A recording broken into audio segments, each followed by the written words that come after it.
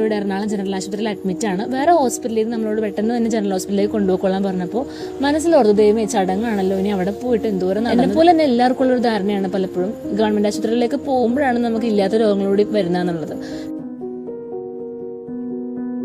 ഈ NABHന്റെ അക്രഡിഷൻ കിട്ടുന്ന പറഞ്ഞാൽ അത്ര ചെറിയ കാര്യമൊന്നുമല്ലല്ലോ. അപ്പം ഞാൻ പറഞ്ഞു വരുന്നത് നമ്മുടെ വേസ്റ്റ് മാനേജ്മെന്റ് ക്ലിനിക്കൊക്കെ ആണ്. ഇവിടുത്തെ ചേച്ചിമാരെല്ലാം പക്കയായിട്ടാണ് അവരുടെ റെസ്പോൺസിബിലിറ്റീസ് എല്ലാം ചെയ്യണത്. ഓരോ സെക്ഷനിലും നമ്മുടെ വാർഡിൽ തന്നെ 3 times അവർ വന്ന് ക്ലീൻ ചെയ്യുന്നത്. അതുപോലെ ഡെയിലി ബെഡ്ഷീറ്റ് മാറ്റണം എന്നുള്ളത് കമ്പൽസറി ആണ്.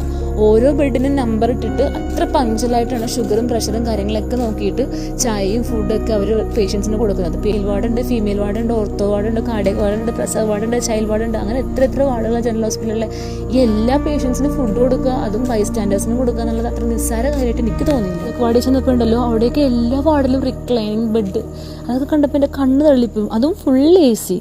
ദേനടാ സെറ്റപ്പ് സാധനങ്ങളൊക്കെ. മോർച്ചറിയുടെ ഭാഗത്തോട്ട് പോകുമ്പോൾ ഞാൻ കണ്ണൂത്തി പോകുമായിരുന്നു. ഇപ്പോൾ എനിക്ക് മോർച്ചറി കയറി നോക്കാൻ ഭയങ്കര കൊതി തോന്നി. സത്യം പറഞ്ഞാൽ സാധാരണക്കാരുടെ അടിസ്ഥാന ആവശ്യങ്ങളായ ആരോഗ്യ ചികിത്സാ കേന്ദ്രങ്ങളൊക്കെ ഇങ്ങനെ ആയതിൽ ഒരുപാട് സന്തോഷമുണ്ട്.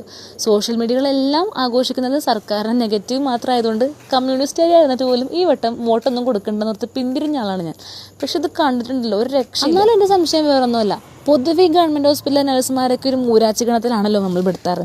അവരുടെയൊക്കെ ഒരു പെരുമാറ്റത്തിലൊന്നും മാറ്റവും സ്നേഹവും ഏതായാലും എല്ലാത്തിൻ്റെയും വികസനത്തിന് ചുക്കാൻ പിടിച്ചവരും ഇടതിനും നമ്മുടെ ഇരട്ടച്ചങ്കനും ആശുപത്രിയിലെ എല്ലാ സെക്ഷനിലുള്ള ആരോഗ്യ പ്രവർത്തകർക്കൊക്കെ ബിഗ് സല്യൂട്ട്. കാരണം പറയാതിരിക്കാൻ വരിക അതൊരു സർവീസാണ് കേട്ടോ. ഇനി ആരും പ്രൈവറ്റ് ഹോസ്പിറ്റലിലേക്ക് പോകണ്ട, ധൈര്യമായിട്ട് നമ്മുടെ എറണാകുളം ജനറൽ ഹോസ്പിറ്റലിൽ വന്നാൽ അടിപൊളി സർവീസ് കിട്ടും. പിന്നെ ഇത്രയും സർവീസൊക്കെ ഫ്രീ ഓഫ് കോസ്റ്റിൽ കിട്ടണമെങ്കിൽ അത്യാവശ്യം ക്യൂ ഒക്കെ നിന്ന് തന്നെ നമ്മൾ ചെയ്യണം.